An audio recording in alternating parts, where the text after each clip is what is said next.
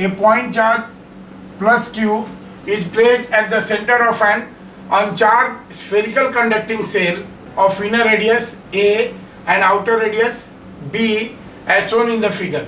Find the electric field for the region r is less than a. R is less than a. Now what is the magnitude and sign of induced charge q dash on the inner cell surface? C part है आपका, third part है what is electric field in the region A is less than R is less than B. इसको हम लोग reason 1 कहें तो reason 2 में what will be electric field, and इसका फोर्थ पार्ट है, fourth part electric field in the region R is greater than B. R is greater than B, यानी हम लोग अगर इसको थर्ड रीजन कहें तो रीजन 3 में हमको निकालना है electric field, right. And E part है इस फिफ्थ पार्ट है इसका, फिफ्थ पार्ट है what is the surface charge on the outer surface of the conductor. तो सबसे पहले हम लोग ये करते हैं फर्स्ट पार्ट को. रीजन 1 में गॉसियन सरफेस अप्लाई करेंगे. अगर इलेक्ट्रिक फील्ड ई है यहाँ से आर रेडियस पर, ऐसे इसकी रेडियस ये आर है, राइट. तो क्या हो जाएगा E into 4 pi are square, E into 4 pi are square. This will be equal to how much, plus q by epsilon naught. ये क्यू इनक्लोज, तो क्यू इनक्लोज क्या है q by epsilon naught, right. So we have E is equal to कितना हो जाएगा 1 by, देखिए 4 pi epsilon not यहाँ आ गया, 1 by 4 pi epsilon naught and this is q by r square. So this is the value of electric field. Now this is the value of electric field in the region. In the region क्या है R is less than A. Now this is the answer of first part. Secondly, आपको ये करना है Q dash. What will be induced charge in this region? What will be induced charge in this region? ये on the inner surface of the inner surface of the ये spherical shell of radius a. अब ये देखिए ये thick shell है, ये thick shell है, inner radius b. Now this is the second, ये मेटलिक पार्ट है, ये the second part is, this is the metallic part, ये पूरा कंडक्टिंग पार्ट है, राइट. तो हम जानते हैं कि किसी के कंडक्टर के अंदर इलेक्ट्रिक फील्ड क्या होता है जीरो.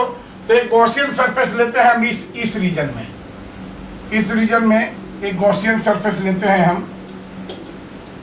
आर रेडियस का, right. In region 2 consider, right, in region 2 consider a Gaussian surface of radius small r, और वहां पर गॉस थ्योरम लगाएंगे. तो क्या हो जाएगा, देखिए इस रीजन में लगाएंगे तो क्या हो जाएगा, वहां पर इलेक्ट्रिक फील्ड अगर ई है तो E into 4 pi are square, this will be equal to Q enclosed. अब यहाँ पर क्या होगा, देखिए ये अगर suppose Q dash is induced charge, let Q dash is induced charge on the inner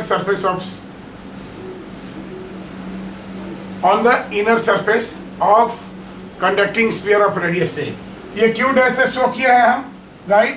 तो क्या हो जाएगा, देखिए ये क्या चार्ज इंक्लोज कर रहा है, this is enclosing plus Q and plus Q dash, ये पूरा चार्ज इंक्लोज कर रहा है. अगर इंड्यूस चार्ज इस सरफेस पर Q dash है तो Q plus Q dash enclose कर रहा है, तो टोटल चार्ज इंक्लोज इतना हो गया भाई एप्सिलॉन नॉट, राइट.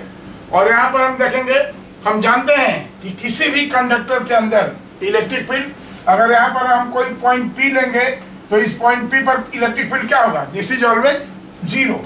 यहाँ पर इस P पॉइंट पर electric field will be equal to zero, क्योंकि किसी भी कंडक्टर के अंदर कभी भी किसी भी कंडीशन में इलेक्ट्रिक फील्ड नहीं एग्जिस्ट करता है. Therefore this electric field is equal to 0. और जब ये 0 हो जाएगा तो ये पार्ट हमारा 0 हो जाएगा. This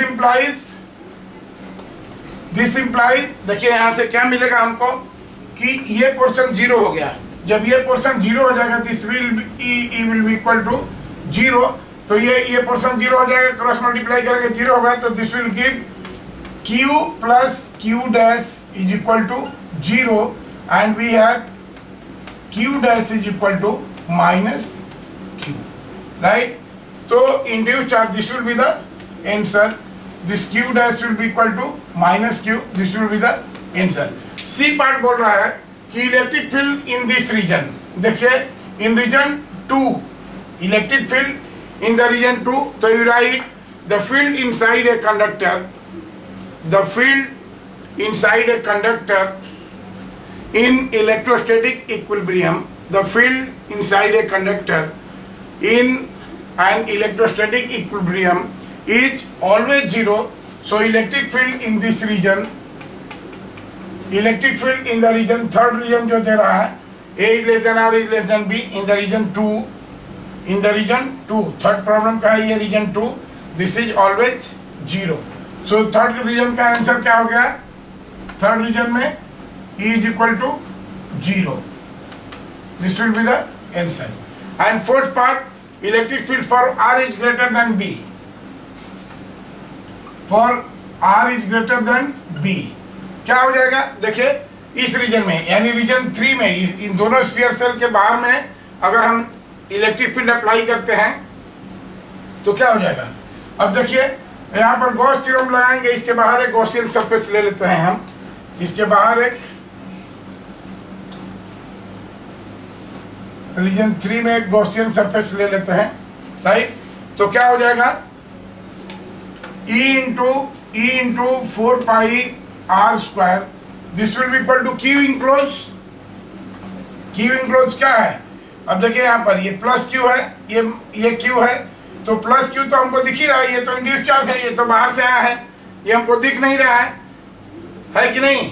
तो अगर मान लीजिए कि इसके आउटर सरफेस पर चार्ज कुछ भी रहता है Q डबल डैश, ठीक है, मान लेते हैं कि इसके आउटर सरफेस पर charge Q double dash appear होता है, तो क्या हो जाएगा? हमारा टोटल चार्ज इंक्लोज क्या है? दिस इज कैपिटल Q ये, और induce charge Q dash and plus Q double dash, ये Q आउटर सरफेस पर है जिसको हमको निकालना है by epsilon naught, this is by epsilon naught, right?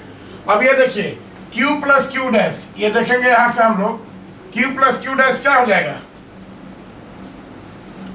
तो this will be equal to, of course Q plus Q, ये यहाँ तो 0 आ रहा है, तो नेचुरली यहाँ पर जो Q डबल डैश आएगा that will be equal to Q, क्योंकि हम देख रहे हैं कि ये Q चार्ज तो इंक्लोज हो ही रहा है, ये इंड्यूस चार्ज है यहाँ जो भी आएगा, तो नतीजा क्या हो जाएगा? यहाँ पर कौन सा चार्ज इंड्यूस हो जाएगा?